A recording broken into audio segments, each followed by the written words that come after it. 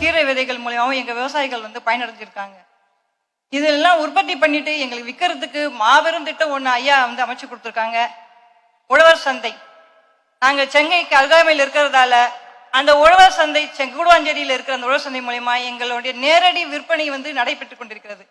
இதனால நிறைய பெண் தொழில் முனைவர்கள் பயனடைகிறாங்க.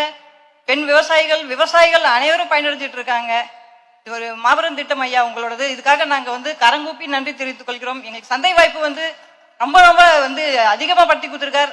அதிகமா பாத்தீங்கன்னா விவசாயிகளுக்காக நிறைய எக்ஸ்போலாம் ஐயா நடத்தியிருக்காரு. நான் கலந்து கொண்டு இருக்கிறேன். அதனால எங்களுக்கு நிறைய வாய்ப்புகள் கிடைச்சது. எங்களுக்கு வரவேற்பு ஜாஸ்தியா இருக்கு. விவசாயிகள் அதை தாண்டி பெண் விவசாயிகள் இன்னைக்கு ரொம்ப மேலோங்கி நிற்கிறாங்க. விவசாயத்துல பெண்கள் இறங்கிறதுக்கு பயந்துட்டு இருந்தாங்க. நான் பார்த்ததுக்கு செங்கல்பட்டுல இப்ப நிறைய பேர் பெண் விவசாயிகள் வந்துட்டாங்க. அதுக்கு நான் என்னுடைய நன்றியை தெரிவித்துக் கொள்கிறேன். எங்களுடைய விவசாய சங்க சார்பாகவும் பெண் விவசாய சங்க சார்பாகவும் என்னுடைய பொங்கல் திருநாள் வாழ்த்துக்களையும் மற்ற அனைவர்களுக்கும் என் வாழ்த்துக்களையும் தெரிவித்துக் கொள்கிறேன் ஐயா. மிக்க நன்றி. உங்க நலத்திட்டங்கள் மேல மேல வளரணும். எங்களுடைய ஒத்துழைப்பு என்னைக்குமே உங்கள்கிட்ட இருக்கும். நாங்க உங்களுடைய நலத்திட்டங்களை ரொம்ப ரொம்ப மதிக்கிறோம். ரொம்ப பயனடைஞ்சிருக்கோம் ஐயா. வணக்கம் ஷர்மிளா.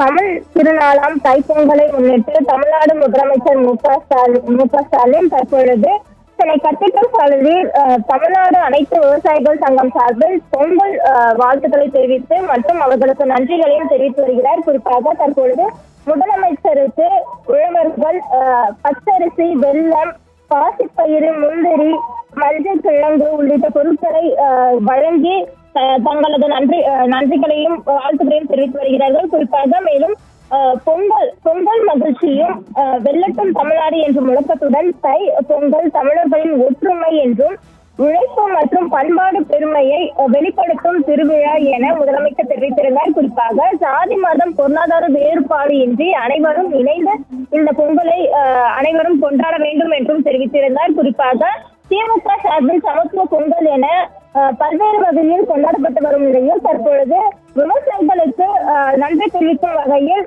முதலமைச்சர் தலைமையில் பொங்கல் விழாவானது நடைபெற்று வருகிறது. குறிப்பாக கடந்த 5 ஆண்டு காலமாக நடைமுறையில் உள்ள திமுகவின் விளைவாக விவசாய வளர்ச்சிக்கு மிகவும் நிறைய முன்னேற்ற திட்டங்களை கொண்டு வந்திருப்பதாகவும் தெரிவித்திருந்தார். குறிப்பாக பொங்கல் பரிசு தொகுப்பு மூலம் மக்கள் இல்லந்தோறும் மகிழ்ச்சி பெருகுவதாகவும் அவர் தெரிவித்திருந்தார். மேலும் பொங்கல் விழாவை முன்னிட்டு மாநிலம் முழுவதும் திமுக சார்பில் விழாக்கள், பாரம்பரிய விளையாட்டு போட்டிகள், கோலம் போட்டிகள் நடைபெற்று வருவதாகவும் தெரிவித்திருந்தார். மேலும் பொதுமக்கள் பெருதிரளாக பங்கேற்று வருவதாகவும் கூறியிருந்தார். இதன் தொடர்ச்சியாக தமிழ் பண்பாட்டின் அடையாளமாக விளங்கும் ஜல்லிக்கட்டு போட்டியை காண ஜனவரி 17ஆம் தேதி மதுரை அலங்காநல்லூருக்கு செல்ல இருப்பதாகவும் முதலமைச்சர் மு.க. ஸ்டாலின் தெரிவித்திருந்தார். மேலும் சென்னை சங்கமம் உள்ளிட்ட பன்னாட்டு விழாக்கள் இந்த ஆண்டு சிறப்பாக நடைபெறும் இருப்பதாகவும் தெரிவித்திருந்தார்.